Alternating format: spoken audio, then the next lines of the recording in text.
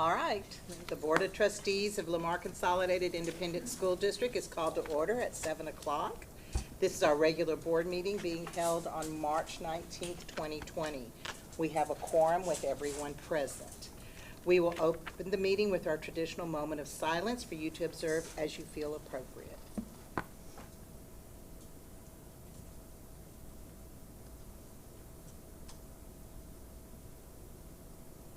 Will you please stand and join me in the pledge? I pledge allegiance to the flag of the United States of America and to the republic for which it stands, one nation, under God, indivisible, with liberty and justice for all. Thank you. All right, Dr. Randall. We do not have any awards or recognitions tonight, Madam President. All right, and I assume no introductions? And no introductions as well. Well, then we will move forward with audience to the patrons. There are none. Okay, then let's move to approval of the minutes from last month. We have the February 12th, 2020 special meeting. Do I hear a motion to accept those minutes? I'll make a motion. Ms. Kaminsky, do I hear a second? I'll second. A second. Mr. Hubenek, all in favor say aye. Aye. All opposed? The motion passes. Then the February 18th, 2020 special meeting workshop. Do I hear a motion? Mr. Hunt, do I hear a second? Mr. Welch, all in favor say aye. Aye. All opposed? Motion carries. Then we have our February 20th, 2020 regular board meeting. Do I hear a motion to accept those minutes? Make a motion. Make a motion, Ms. Williams. A second? I'll second. Ms. Kaminsky, all in favor say aye. All opposed? Motion carries. All right, let's move forward with board reports. Any meetings or events over the last month? Who would like to start? Would you like to start, sweetie? Well, I just wanted to thank everybody very much for all your hard work for the community conversations, and I thought they were a really good thing for our district, and a lot of people appreciated them, and so I just want to thank y'all for taking up your time, and for Mike, Mr. Walkwood, and Lindsay, and Sydney, and I know y'all worked really hard on, we didn't even see probably half at least of the work that y'all put into it, so I just wanted to thank y'all very much. And I wanted to give a shout out to I-10, who she said she watches our board meetings, so she was excited about our new video system. So. Well, good. Is there anyone else? I just have some shout outs for just folks that I'm grateful for.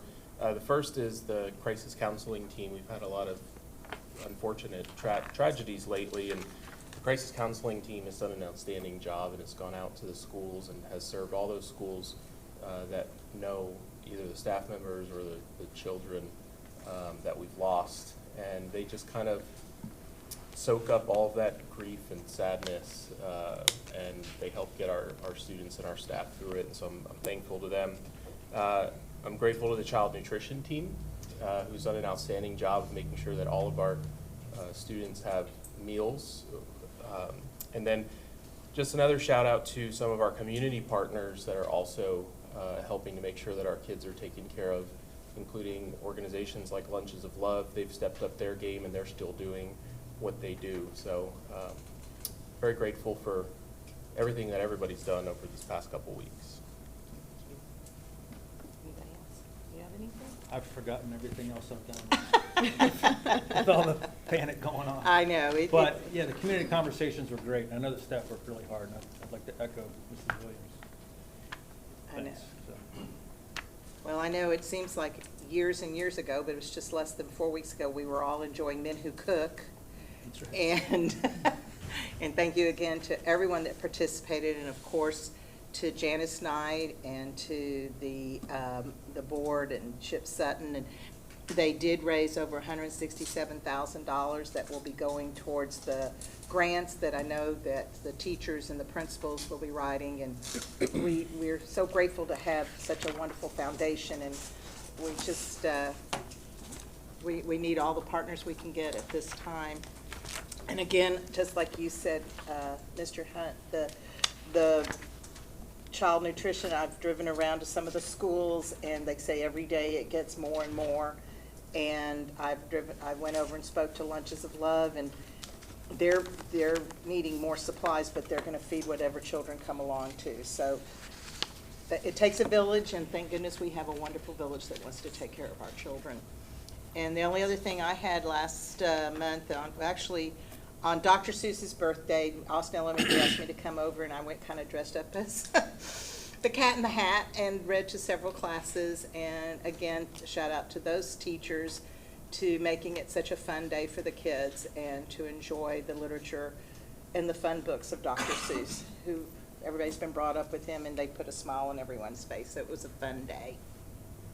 And that's all I have, Dr. Randall. What would you have a report at this time? I do, Madam President. I want to start by thanking our students, our parents, and all of our staff for your patience and support over spring break and the past week.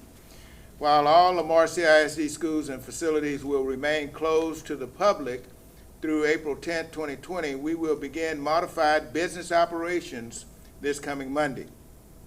It is important for all of us to realize that we're in uncharted territory. And this closure and business modification is very different from the challenges that we have faced previously, such as hurricanes. Our goal is to minimize the spread of COVID-19 through remote work, limited on-site staffing, and social distancing. We are encouraging remote work as much as possible, and except for a limited few, this will be the reality for most of our employees. This includes the continuing and remote instruction of our students, which will begin next week. We certainly realize that no amount of remote education can replace the in-person care and instruction our teachers provide. We ask for everyone's patience as we are all likely to make adjustments over the coming weeks in order to best serve the needs of our 35,000 students.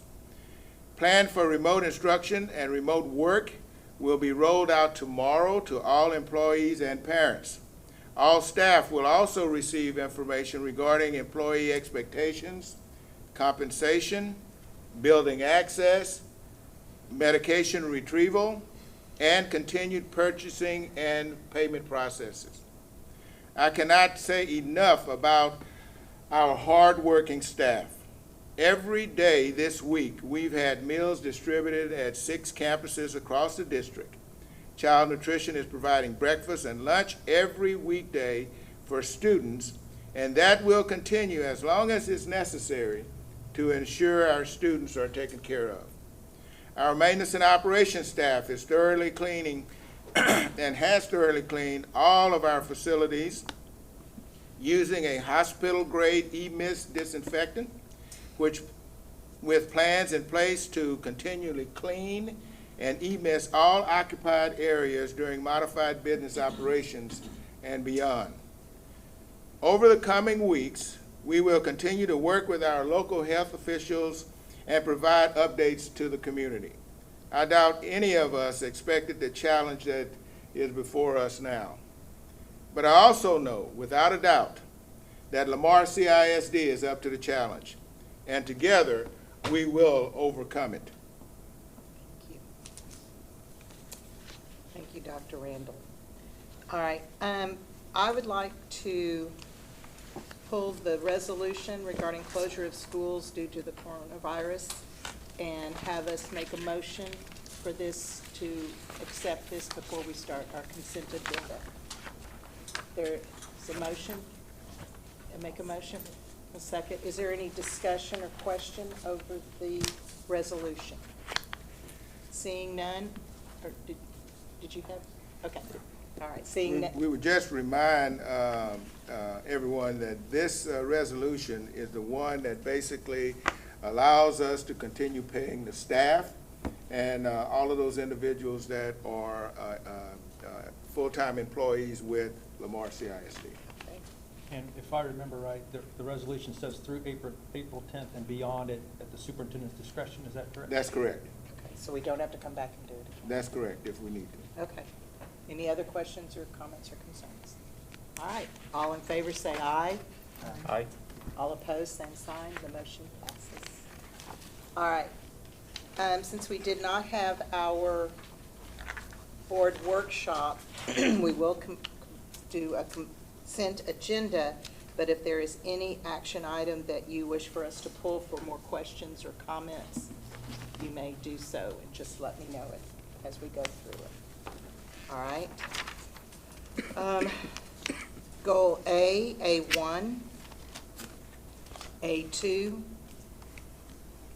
A3, A4, A5, A6, A7.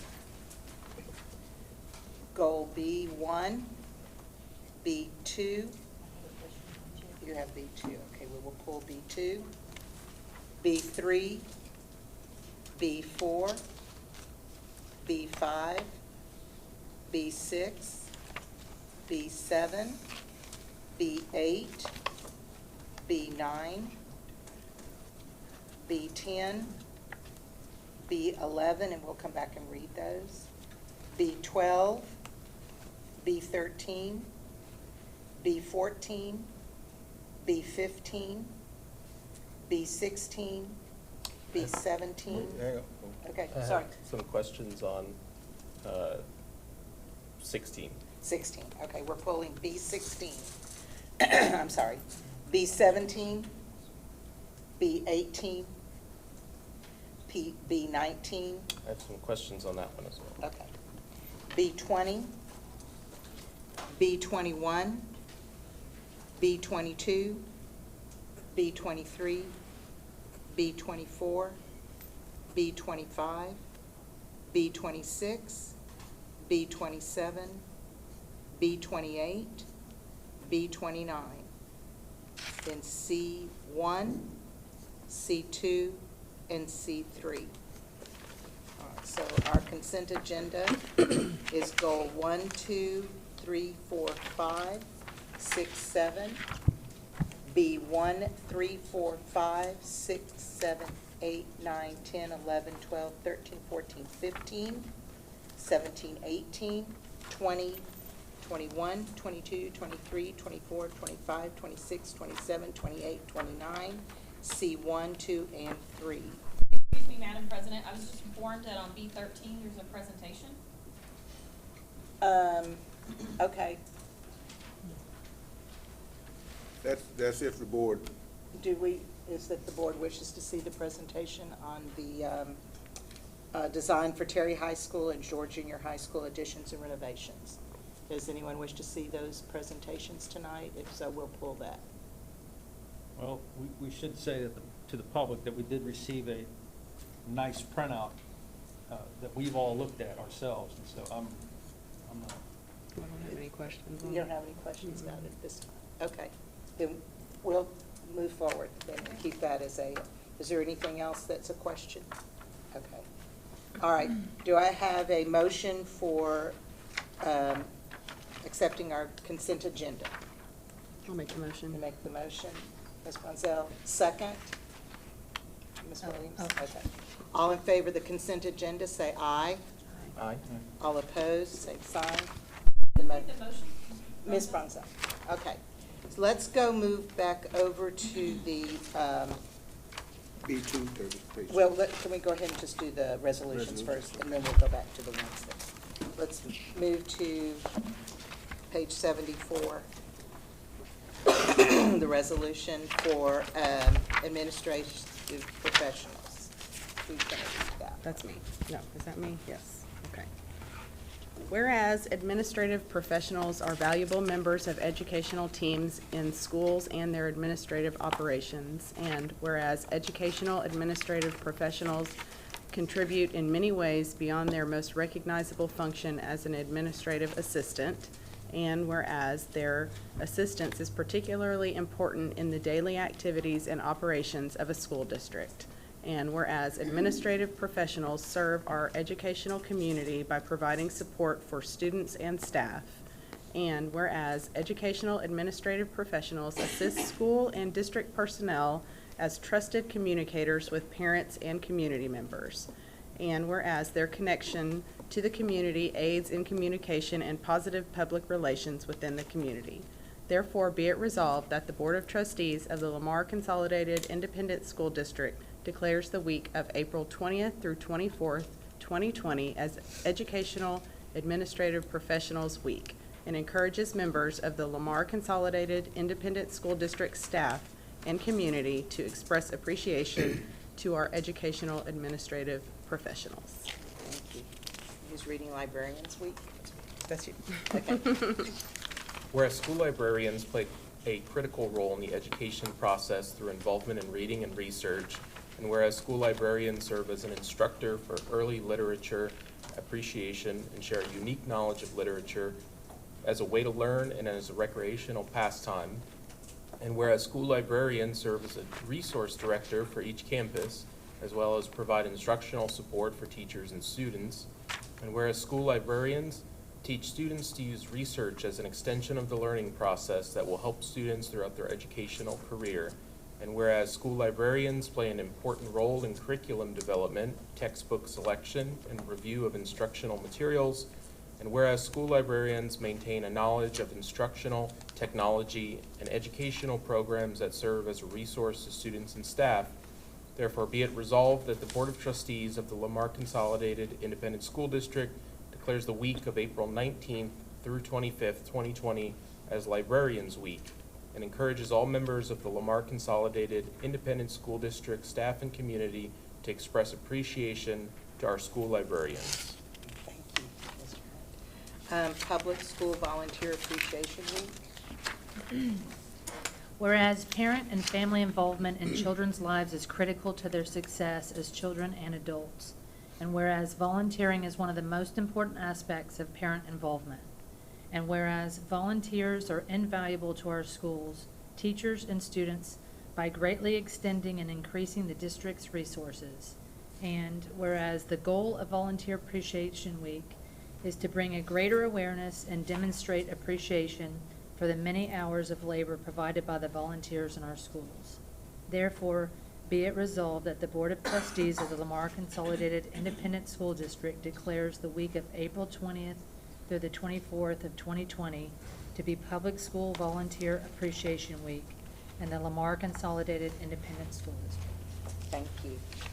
All right, we'll go back now to Goal B2 on page 36. We ask that the board to consider approval of budget amendment request. Do I hear, do Um, you have a question? Okay.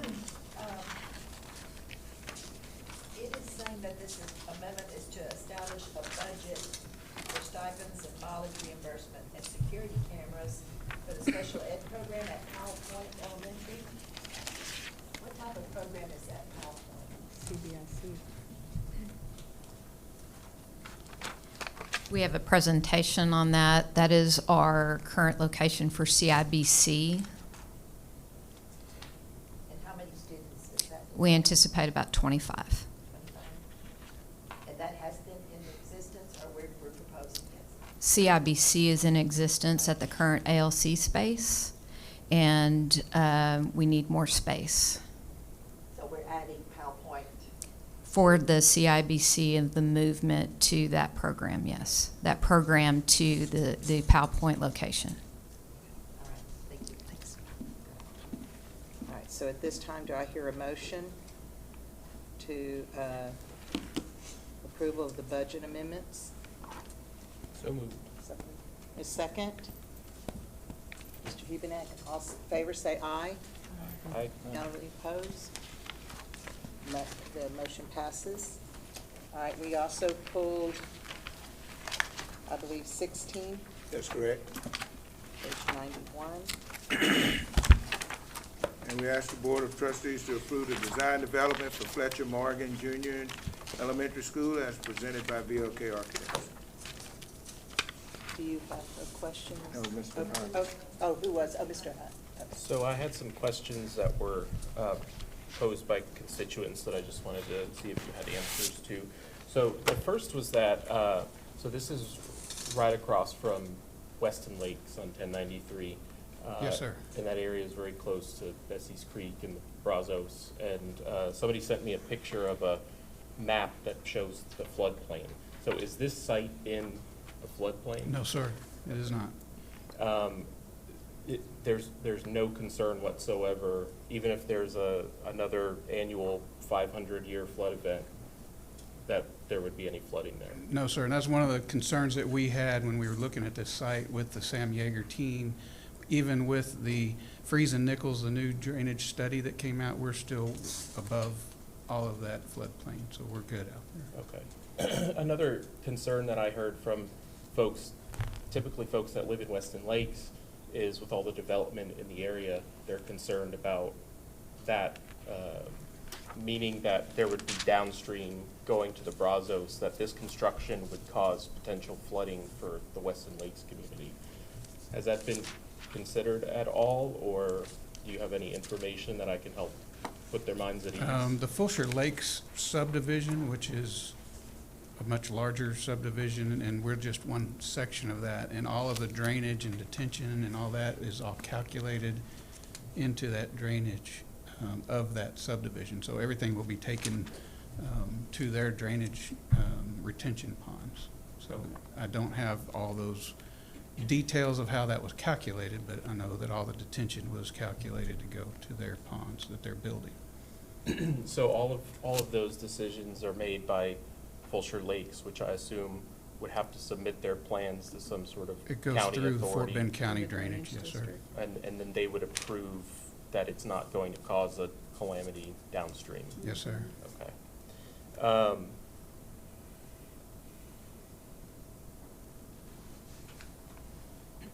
Another question that I had, that I just didn't have the answer to specifically, but I think I know the answer, is on the schematics. It shows that there's future portables there. What's the purpose of having future portables versus just making the building a little bit bigger and not using the space if we need to? Well, the building is designed at our master plan principles at 750 students, and all of our facilities, we pre-plan for future portables in case we need them, and they come and they go. So what we'll do is we'll put conduits in place and things like that as to where we're getting electricity in certain areas so that we pre-plan for where those portables are going to go if we need them. Okay, so the goal is we don't want them, but if we need to. Yes, then sir. we'll be No, we ready. don't want them. If we need them, we And will we be ready. actually use them for managing the growth. Yes, sir. Right, okay. And then one final question that I had was, you can't see where the windows are necessarily in the schematics, but does every classroom have a window in it? I'll let the architect answer that one. Okay. I'll let Brad Ewing with our office in designers, I'll let you answer that. Yes. Yes, every classroom has natural light entering into the space. Okay. Simple enough. That's all I have. Okay. You do have a question? I Okay. did not know I had notes on here, so I did that. The gym and the cafeteria, how did those students just go outside? What is their exit? They go out the east wing, out by the art and the labs on the east side of the building. They have to go into the building to go out?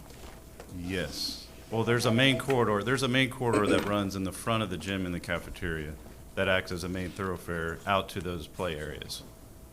So Yeah, just like Culver. I'm concerned about the play area, how they have access to that area, because they're in Arredondo, we have an after-school program there, and they have no access, they have to go across the bus to go Oh, to yeah. the play And if area. you look, I Just believe look at this. that site plan that you're looking at on that page is actually from the charrette that we did. If you turn to the end of that packet, you'll see the latest site plan for this campus. Because things were changed a little bit around as we. Yeah, so each time we get a new site, we adapt the prototype to that site, and we consider safety measures and traffic concerns for that particular site. I'm trying to figure out where that bus drop-off, would go into the cafeteria, I mean, into the gym, Into the gym, yes. and where the kids in the gym could go outside to the playground. So they Let's have to see. go across. See if I can The go, bus. is their presentation. If I can get the plan up, I can point Yeah. it out for you.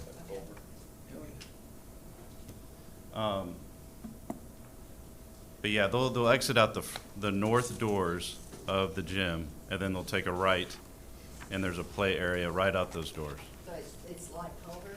Exactly Yes. like Culver. Yes. Exactly All right. like Culver. Thank you. So let's go ahead. I think you've now got it up. Okay. You've got to remember, Arizona's a completely different floor plan, but that's not the same. Is this on page 9 that we're looking We're good to go? at? Go to 9. I can run through this presentation real quick, and then if there's any other questions, I can field those questions. Could you just cover what's been changed? Yeah. So if you look here at the site, It's page 9. you can see there's two play areas on the east and west. So these play areas are both fenced in for security, and so they can come out this door right here to this play area or out to this play area. And if I go to the floor plan, so you can see those corridors, this is a main thoroughfare right here. So if you come out these doors right here, that's how you would access the play areas. And then at each grade level wing, they exit out these doors right here to access the play areas.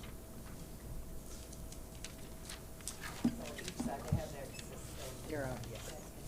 Mhm. Make sure that Yes, yes, safety is number one concern. And looking at this new site, it's situated along West Park Tollway, as we just mentioned. That Weston Lake subdivision is just south of the entrance of this subdivision. So the school will be visible from West Park Tollway.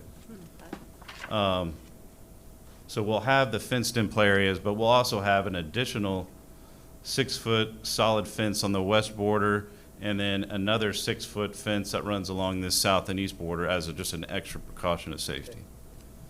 The access to the school will be on the north side, so all the traffic will be slowed down, and then they can access the site from the north here. So they have to really work hard to get into it. Yeah, so that gets all the traffic off of this main street here, and there'll be about 2,000 lineal feet of double stacking space for parents to drop off. And then the bus drop off is off of the main street with a special ed drop off right here. And we're still maintaining the same amount of parking spots as all the other prototype elementary schools. And just as a refresher of the plan, this is the plan that came out of the VLK launch charrette that we did. I believe it was back in 2015. For Carter Elementary was the first prototype. And so it's the floor plan has a centralized media center and special ed with your classroom wings on the outside. We call it the butterfly plan. And your cafeteria, gym, and all your labs, all the music classrooms are here on the south end. Those are the noisy rooms, separated from the academic space, and all your admins up front. Each typical class pod has a collaboration area in the front and support spaces like restrooms and entry to the play area out the end of the corridor. As I was saying before, you can see all the classrooms have 2 windows to the exterior, and there's also natural light that comes in through the collaboration space. There's also between each collaboration or each classroom pod, we have an outdoor collaborative learning, which will have teaching spaces with marker boards outside, and this area is fenced in as well, you can see. For this particular campus, we've been meeting with the developer and going over the exterior material standards. And so this is what as of right now, the design development of the materials we're using on the building. It's a mixture of stone and brick and cement fiberboard. This is the front entry as you come in at the admin entry. This is the view from West Park Tollway. You can see we'll be placing the name up here, so as you drive by, you'll be able to see the name of the school. And this is the view from the subdivision road. This project is on budget and on time, and right now we're finishing up with the design development and with approval moving into construction documents. This campus is planned to open up in August of 2021. Thank you And if you have very any much. questions? So I can ask my questions that I had for the traffic study because they're related and I don't want everybody to have to go in and come back. The traffic study, if I mean, flooding and traffic are the two main concerns most places in Fort Bend County, but especially in Fulshire with all the growth. Depending on what happens in the traffic study, could that potentially come back and impact the design development? It could slightly modify the drives that go into the school. But as far as the design of the campus, like the school itself, it wouldn't affect it. Maybe if we had to move the special ed drop-off or something like that, but we don't anticipate anything like that right at this moment. So I guess my bigger question is maybe I just don't understand like the purpose or the goal of a traffic study. Oh, for traffic study? It's mainly to understand the pedestrian and vehicular patterns that would happen in that new development. So they look at lots of different factors when they consider and when they do this study. And that helps us to understand where we need to put certain types of signs, how far vehicles need to enter the site from an intersection and whatnot. And so it's a comprehensive study of how people would access that site. Yeah, what they'll take into consideration the number of buses, the number of staff, as a total capacity building with portables, as well as that subdivision built out. And they will get all those numbers together to figure out what flows and how they need to flow through there. And I don't know if you know this yet or if the traffic study would impact that. Do you know if there's going to be a light there on 1093 and Weston Drive? There will be a light at 1093 and Weston Lakes, yes, sir. Okay. We already know that. All right, thank you. If there's no other questions, can I have a motion to approve the design and development for Fletcher Morgan Junior Elementary School as presented by the VLK Architects? You'll make the motion, Ms. Kaminsky. Mr. Welch, would you like to second? I would love to second that motion. Okay. All in favor say aye. Aye. Aye. Any opposed, same sign. The motion carries. All right, so then we did have the question about the traffic study. Mr. Hunt, did you get all the information you need for I did. that? Okay, so then can I have a motion to approve the traffic study for Fletcher Morgan Junior Elementary School? All right, with a motion, do I have a second? Ms. Brunzell, all in favor say aye. Aye. Any opposed? The motion carries. All right, I believe that is all of our action items at this time. So we need to move forward with our information items, and I believe there is a presentation, Dr. Randall? Yes, Madam President. We will have a presentation for facility study, as well as if there are any questions regarding the medical plan structure. All right. So And of course, anything else. anything else, but that's the on main one agenda, is but- definitely the, let's go ahead and skip over to 10 and do the facility study. And then we can come back if there's any questions about any other information items, if that's okay with the board. As we all got to go through this. PBK is here, so they're on their way, walking over from the Distance Learning Lab. So I would like to introduce them. It'd be Rick Bland and Lauren Pargood will be coming over. It is a very large study. It's a lot of information, and I applaud them for It's the work very that they've done. interesting. And, I read through it all. Enjoyed it very much. so A lot of ones. those guys will be here in just a second. There we go.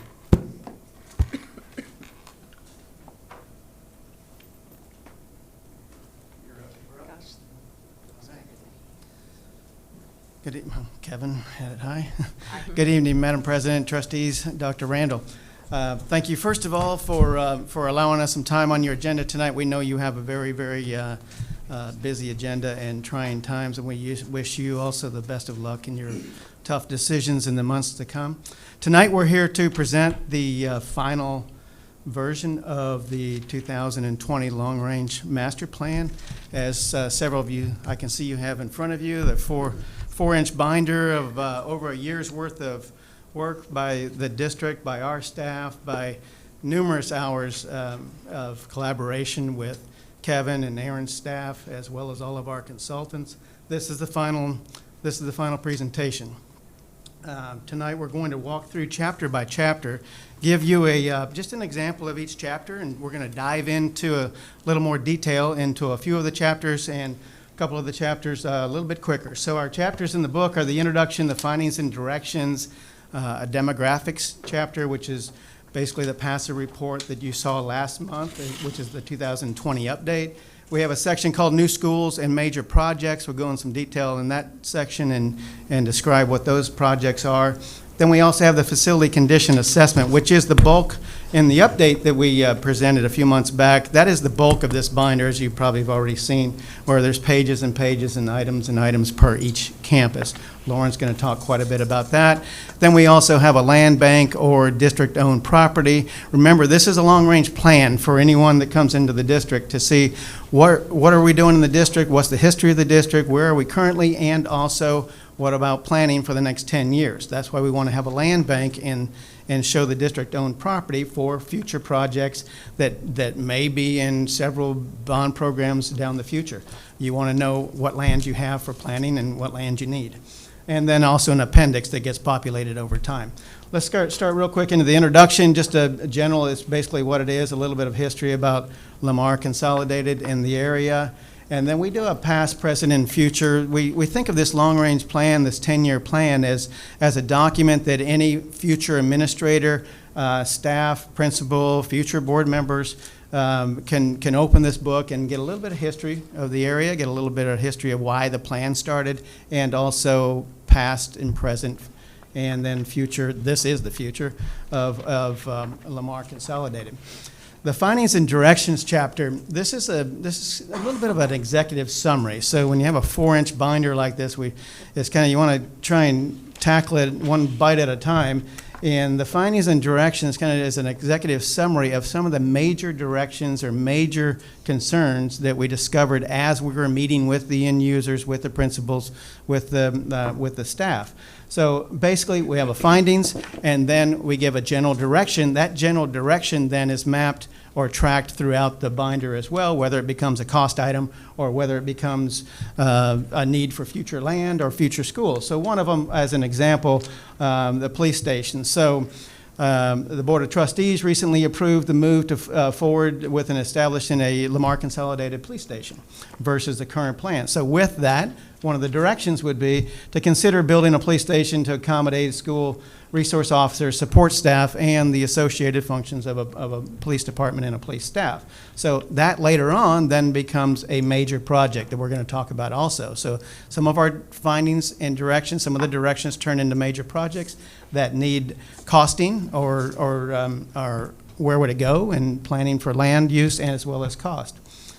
The demographics and capacity section, this is important to us, and we were waiting for this section. We were waiting for the PASA update because it feeds into a lot of our decisions that we need to put into the book as far as planning. So this is obviously about the growth and the future growth, projected growth of the district.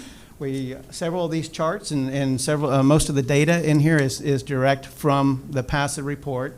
And then we use this data as we cost out schools. If they project that there's a school needed in 2 years, we can estimate the cost for a 2-year school. If there's going to be 3 more schools needed in 4 years, we'll also try and project the cost for a 4-year school. Keeping in mind, as we talk about cost here in just a minute and look at some of the cost data, as we project further and further out, it becomes a little bit grayer as far as a crystal ball on inflation, and our current health crisis that we're going through now may have an impact on inflation also. So some of the costs that we currently have that you see in front of you, because of our live active database, we can quickly go in and change an inflation rate, and it will change every bit of the cost within the database with one entry of an inflation. So we do that just exactly for situations like we're in today. Another thing that is in the PASA report on the top left of that first page is that is their chart of new schools. We take that chart of new schools and turn it into one of our own charts using their data, projecting when a school would need to start design, when would you need land, when would you need to start design, when would you need construction to start to meet their schedule that they show on the upper left. And then the next page, we use that sheet and all their data for each one of their campuses to study as they show if a new school opens what it does to other feeder zones, but we can also show if the school is reaching capacity, does it need a 4-classroom addition? Does it need additional portables? We look at portable studies as well, but this also helps us to look at classroom additions versus new schools for certain areas. So as I heard mentioned earlier today, the master planning principles are one of our tools that we use also for sizing schools. So as we have a demographics report telling us when we might need a school in a certain school level, whether it's an elementary, we also have the master planning principles for the size of that school, and then the size of that school for we can program the square footage and then turn that into construction costs. The chart that you see there on the right is the chart that also leads, let me get to this chart. This is the chart that I was referring to earlier, where we have the PASA schools that are projected for certain years of opening. And remember, they use a moderate growth projection, so all of this is also using their moderate growth projection.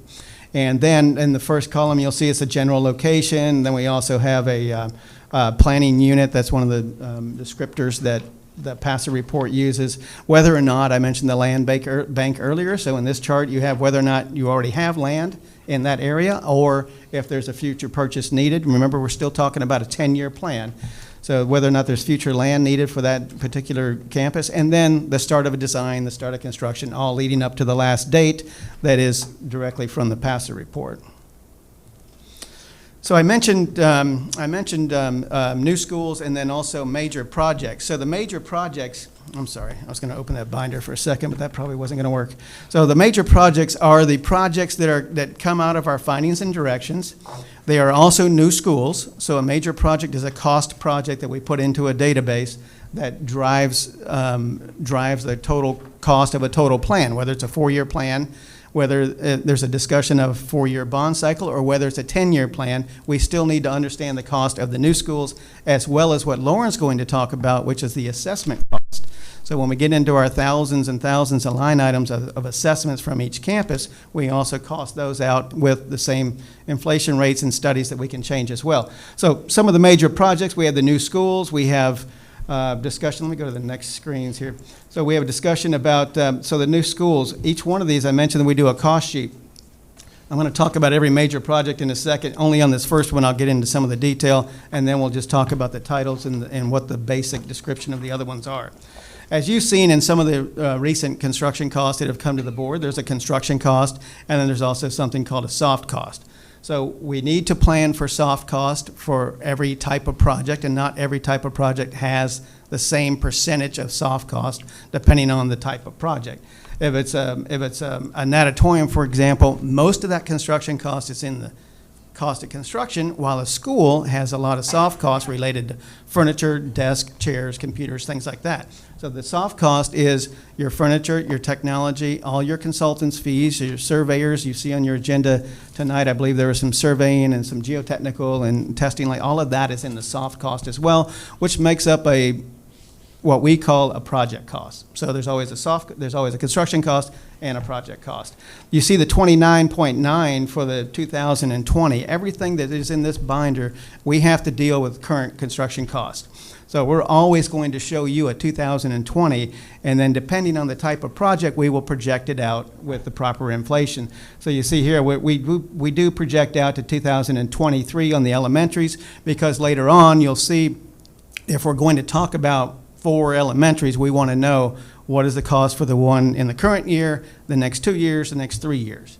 that helps planners also make a decision if you're on the edge of whether or not you need the 3 or you need the 4 schools. Now you can see what the difference is if you hold off to a future bond cycle or to a future year. All costs typically are going to be higher. We may not see that in this coming year, but typically that is the case. So the rest of the major projects, we also do a new middle school major project cost sheet, a new high school. I'm going to go through these rather quickly because these are really just the titles, and then we can, if you need to, we can go back and get into the individual cost. We have a Travis Elementary gymnasium addition and library and fine arts renovation. So we have a plan to add a gym, then use some of those spaces for some of the fine arts spaces. And then also orchestra room additions at the high school and junior high complexes. You know, recently on the agendas there's been orchestra rooms at the other campuses. This is to finish out the orchestra room additions for the high school and junior high campuses, excluding Randall and Wright complex, which already has these built in. Practice pool at Randall High School. This is the practice pool that is an add-on pool to the other high schools. So we want to have this into future consideration. If there's a future bond consideration, the practice pool as the high school comes up to speed and comes up to capacity, then there's a practice pool needed. There's also discussion about a new practice pool at Terry. So this cost, you'll see these two costs are a little bit different from each other. That is because that would be also a demo cost for the existing shell, the Terry pool, which is just the perimeter structure and the support spaces without the roof. This would be a practice pool to match the other campuses. Keep in mind, when we talk about major projects, these are just on a list for decisions at a future time. None of these aren't recommended necessarily to do these immediately. They're on a list for future decision makers of when these projects would be activated. You'll see some on this list that may not be activated for 3 bond cycles or many years down the road, since we have a 10-year plan. So the additional parking and tennis courts at Lamar Consolidated High School. This is redoing the tennis courts and then adding additional parking. And then also, as I mentioned earlier, perfect example of a findings and direction that becomes a major project, which is the new police station. North satellite maintenance and also south satellite maintenance. Once again, maybe one of these is in the near future, one of these is off in the more distant future. You just, as you're looking at a 10-year plan, you don't want to lose sight of these as you refresh a long-range plan in the future. Transportation facilities, also a discussion of a stadium. So as 7 high schools come online in most all Texas school districts, public school districts, once you have 7 high schools, the second stadium is required as well, or there's other ramifications to that as far as scheduling and how often events happen during the week. Transportation. Okay, Lauren's going to take us through the assessment section and describe first how do we get to assessments and how does that how do we get there, and then we're going to dive into 2 of them. Good evening. Kevin McKeever gave me a challenge. He told me I have to stay here at this mic and I can't move back and forth like I normally do. So if he has a fishing rod over there, I think that he can reel me back in if I walk too far. So Rick has talked to you about findings and directions. He's talked to you about new major projects. He's talked to you about demographics. So he had the luxury of sitting in the office behind the AC and doing all the cool work. So I'll take you through the work of getting out in the sun and actually doing some work. So in the spring of last year, we met in this exact same room at a kickoff meeting, general staff, thank you, that's what I'm looking for. And we took the principals through what we call the Survey Monkey, which was a principal questionnaire. After that, we took that principal questionnaire and we sent it out to Kevin McKeever, Tony Wolverton, and Scott Hartfield. And they took that and they sent it out to all the principals, they sent it out to maintenance and operation. Maintenance and operations and the principals, along with some of their staff, they took that survey, they filled it out. I had as many as 4 or 5 for one campus. But for 53 of your buildings, we received questionnaires for all of those buildings. From there, we took that and we went out and met with principals, and we sat there with every principal of every school. We sat with some of the associate principals or the assistant principals, and we've also walked this building with Kevin McKeever. We've walked other buildings with Aaron Morgan and his staff. We took all that information, we compiled it into what you kind of see up at the top left. We'll kind of get into some more of those in a minute. But we took those, we took all the information, we prioritized each and every last one of them, where there was 1, 2, 3, or 4, which I'll explain those in a couple of minutes. And we assessed each and every facility, and we came up with costs for all of them. We categorized them, and in a minute, we'll show you how we get to some of the categories on them. So what you see here is one of the sheets that we use. We can identify each priority and each listing as a architectural item, a civil item, food service item, whatever. That way, when we sort all this out, we can easily go to each division and kind of pinpoint, you know, where all of most of our data is going to be input. What Rick has up on the screen is the priority codes, 1, 2, 3, 4. So we kind of explained this to you the last time. Priority ones is must do. Now, what the key thing to remember on all these is all of them have 2 major components.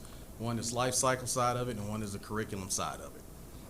So just take for a priority 2, Rick just kind of alluded to some major findings and directions, which were the orchestra rooms. Like you said, we've programmed into Randall High School and Wright Junior High School to have orchestra rooms. So the other junior high schools and high schools within the district would also need to have those same items with them within the programs. Then, of course, you have your 1, 2, 3, and 4s. And one of the most important things to remember, and Rick just kind of alluded to it, it's a master plan. So some of those items, even though they're listed, they might be a priority 1, 2, 3, or 4, which means it's a long-range master plan. So you have to think, you know, anywhere from 1 to 15 years when you're looking at through all of this information that you have in front of you. So once we get all that information plugged in on our screens, we have a database that we build, which you see on the bottom left, and it prioritizes it per campus. It prioritizes it, you know, we enter the line item, whether it was a principal questionnaire or whether it was a line item that the consultants, which is us, went out and verified. Now, our consultants consisted of architects and engineers, so we walked inside and outside of every building. From there, we go over to the right, and just an example of the priorities and how they list them out, how we can sort them out once we get them all plugged in. So here on your screen, you have a key map of all your schools in your building, and that the boundary is the LCISD boundary. And then the facilities assessed, like I said, it was 53 campuses that we walked in total, and we took all that information and compiled it into what you have here. So what's on your screen now is once you take all those priority codes, we were able to group them per high school, elementary, middle school, elementary school, and your support facilities. And we take all those and we are able to combine them to where we can get all the priority 1s and the total cost of those, all the priority 2s and get a total cost of those items, all the priority 4s and get a total cost. So just to give you a key example, prime example of a couple of the schools, we only took 2. We took George Ranch High School. At the bottom, again, you see the construction date, which was 2010, and has some more information about building area, the site acreage, the design capacity. And one thing we did with some of the schools too, and we're still kind of compiling that information, is we went to each school, and next sheet, you'll see the floor plan of the school. I'm sorry, that's the aerial of the campus. And then floor plan of the school. And what we did was we went and sat with some of the principals, and we took that map of the school and said, if these are classrooms, are they actually being used as classrooms, or have they been repurposed to a special program like maybe an ISS, or maybe they're using it for special needs or something else because they didn't have adequate space when the school was initially designed. So when you go into it, again, you take all this and it has all the priorities. It has a total of the priority 1s that we documented, a total of all the 2s, 3s, and 4s. And then just some more examples of what we documented. And some of these, like I said, they were either line items that we documented that were from the principal questionnaire, or they were things that we walked the building ourselves and looked at and saw might need some assessing. So just take one, A2, which means it's an architectural item. Repair surface cracks in CMU wall and the corridors around the stage areas. Those are one of the items that we kind of walked around and noticed. You know, you're going to get some surface cracks. in your buildings over time. So it was a wall repair, and it was a consultant assessment, which was PBK.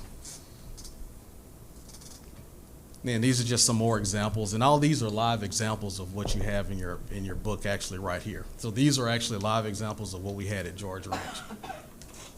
Elementary schools, we did a key map of all your elementary schools, and again, it has the outline of the LCISD boundary.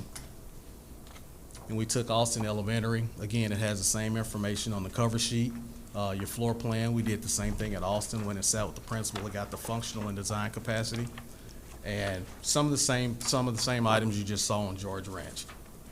We took those informational items, and again, Rick's blowing it up, and we had building envelopes. So we replaced 10 exterior hollow metal doors. And if you see that one and you go to the one right below it and it says replace door hardware to comply with ADA, that means we walked some of the buildings and it might have had a doorknob instead of a lever handle, which is the current ADA standard these days. And the hollow metal doors we might have walked the hollow metal doors and the hardware was old, outdated, or rusted and just needed to be replaced.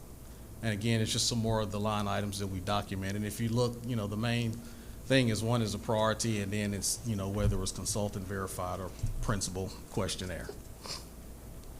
And take back over. All right.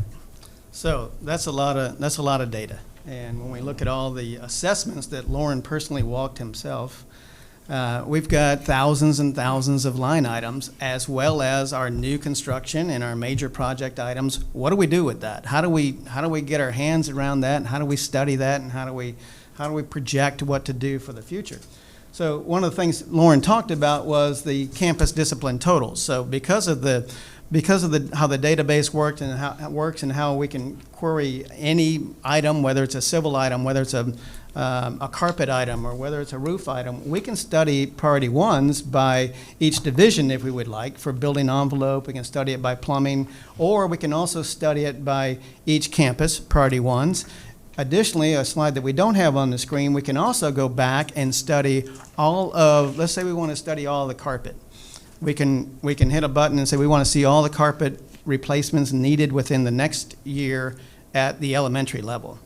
That would tell Kevin and Aaron how to get to a carpet package, which is several campuses, reduce the unit cost because now you're packaging several projects together in lieu of just one, but you can quickly study that within this database by figuring out which campuses that need those carpet replacements within the next 1 year, 2 years, or all the way out to the 5 years. When Lauren talks about the life cycle, if there is brand new carpet installed, we're going to make note that life cycle is out past the 15-year or near the 15-year life cycle range. So if someone picks this up or refreshes this later, 5 years, that's just falling back closer towards a priority one.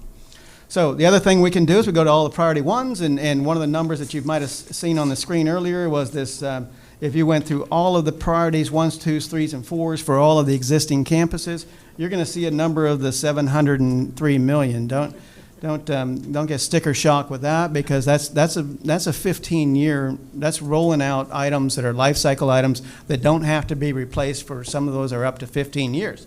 Lauren mentioned also with all the priorities that there's a curriculum component to it as well as a life cycle component. So as we get out to the priority 4s, those are life cycle. Those are also, some of those that are in the priority 4s and 3s, those are kind of wish list and would like to have. And the one that we always use a lot, and I know all principals relate to this, that show up in a lot of long-range plans, are a restroom in the principal's office. Well, that doesn't always make it to a priority 1. It might make it closer to a priority 4. So but we want to take that information in, we want to cost it, and we want to put it in the database. So that's why you see a number like a 703 versus if you're really looking at the real current needs for the assessment side, you're at the 147 in the priority ones plus another 173, I think that number, 123, for the priority 2s. So that's just the assessment side. Now we have the other component that I mentioned is the major projects. So on the major projects, you see here we have the new elementaries at the top, we have the middle schools, all of those cost sheets that we looked at earlier as major projects, we have those identified as well. And from the PASA report, underneath the elementary and underneath the middle school and junior high, We also have the projected number. I think I think there's, I cannot read that. Is it 8? 8 elementaries through 2029. So we want to keep that in the database, of course, but we know that's a moving target and that may change as well. But what do we do with all this information now? So we have our assessment data. We have the major projects and new school cost. How do we bring all that together? And we have a tool that we use. It's called a decision matrix. This tool allows you, this is an abbreviated version of it. It's actually because there's so many campuses and so many priority line items as well as major projects. This is an abbreviated version, but you can see a committee or anyone within the district can play around with this tool and click yes, yes, no, and say, okay, we want 3 elementaries. We want the major projects 1, 2, 3, 4, whichever ones are selected. And at the top, you see a current total in the top yellow bar. This is a tool that's often used for a bond planning committee if that's where this is going. It's an easy, immediate feedback for a committee as they make decisions versus sending architects and engineers and planners off to their office and come back and tell us what the new cost is for these items. So that's really that's the end of our presentation. It all ends with this decision matrix sheet in the future. If you have any questions, we're here.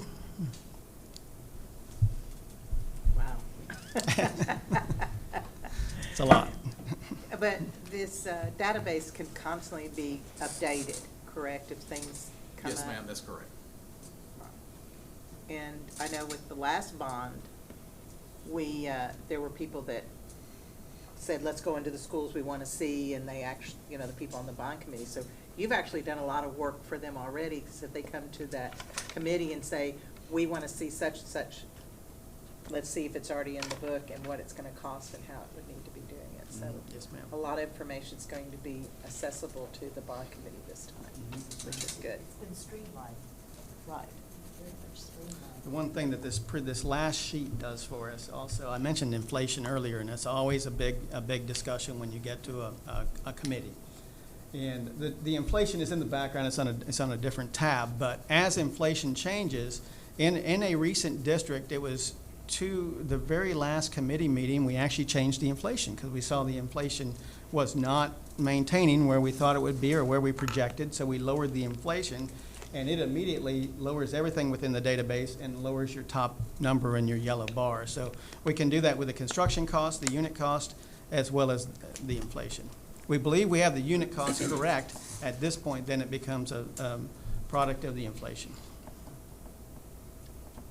Any other questions? Yeah, I have a couple of questions about of course, it's about the priority areas. The 1s versus the 3s. So those were determined by you all and the principals or the consultants, is that correct? It's everybody, yes. So things such as replacing interior LED lighting. A lot of those elementaries were 1s, and a few of them were 3s. And I'm looking at the side of the cost. You guys are projecting how much it's going to cost to replace the lights in the school. Mm-hmm.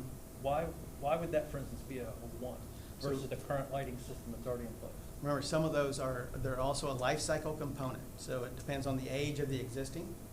So if the age of the existing is fairly new but still not LED, maybe it's going to get pushed out to a priority 3 versus a priority 1. If the other one already, if the one that's a priority 1, I'm not sure which one that is, if the one that's already a priority 1 is an older campus, maybe it's already ready for a lighting retrofit, but you would go with the LED or lighting retrofit. So you're saying that the lighting would need to be replaced no matter what, so we might as well put LEDs instead of... Yes, sir. Yes, sir. Ballasts start failing, Sure. and housings fail, and things like that on the older light fixtures. Yeah, it seemed like most of the elementaries were 1s. I didn't. And then one other thing, there's lots of questions, but I know that's for the bond committee to go through. Like Wessendorf, you guys put the Wessendorf office suites need to be renovated. You put it as a 3, which is not now, but I know that was recently done over there. So 3 would be projected out, what, another 10 years from now, it might be renovated again? Pretty much 3 is past 5 years. So from 5 to 10 years will be your priority 3. I was surprised it was on the list, but this is my first time doing all this. So thank you very much. Very, very comprehensive. It was a lot of fun going through and seeing all the ones and going, okay, we got a lot to do. Are there any other questions or comments? All right, thank you very much. Thank you very much. Thank you. Madam President, the only Yes. thing that we would ask is if the board has any questions regarding medical plan structure and any changes that were made there. We have a consultant here if we have questions. All right. Not, And move this out of the way. And are there any other information items that anyone had a question about at this time? I know there was a couple of presentations, but I didn't know if we needed them today, or if anyone would like to see them today, or move them to another meeting, or if there's any other questions. the only thing that the special ed update was referencing the program that you asked about. I don't know if you have any additional questions on that. The staff is prepared to share if needed. Or do you want to see No, them? I'm fine. You're fine. I'll have questions later on. Now that I know them in place. Okay.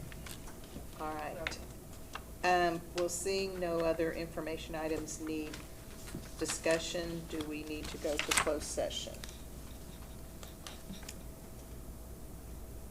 I had a question about something in the back, and so that's why I emailed Oh, about, the so I just, information item, okay. it was, Oh, well, a closed session item? yeah, so I Okay. just, I mean, I don't know, because I wasn't sure if I could just email something about that, you know what I mean? I wasn't sure, that's why I was asking for going into it. It'd probably be appropriate to just go into closed session too. Okay. Okay.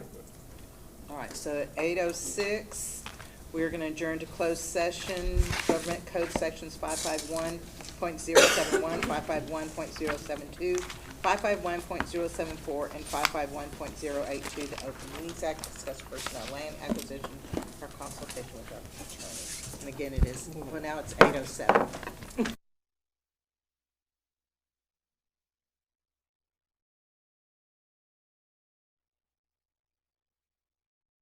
8:34, and we are back from closed session. Are there any items that we need to take action on? in Madam closed session? President, I move that the Board of Trustees approve personnel as presented. Do I have a second? Have a second. Ms. Williams, all in favor say aye. Aye. Any opposed? The motion carries. Do we have another action?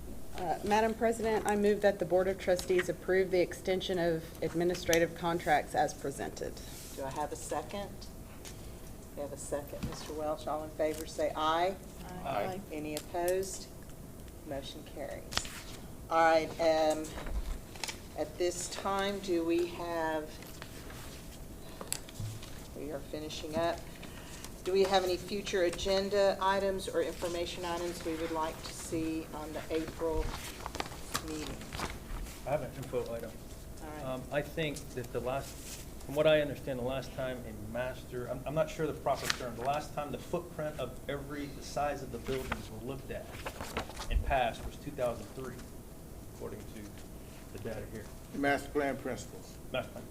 So, especially with all-day pre-K on the elementary level, and with the future growth anticipated in this district, I'm wondering if we could possibly build those elementary schools a little bigger.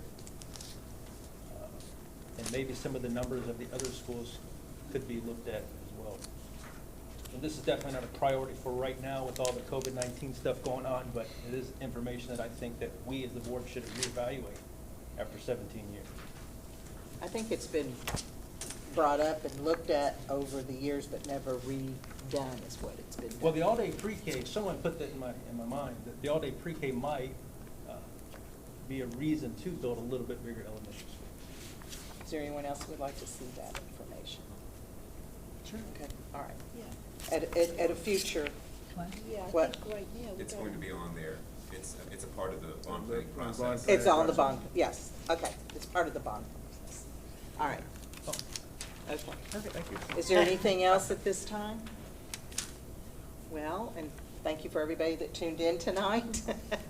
And so it is now 8:36. I will adjourn the meeting. Everyone stay safe and healthy. And thank you, Dr. Randall, and good luck.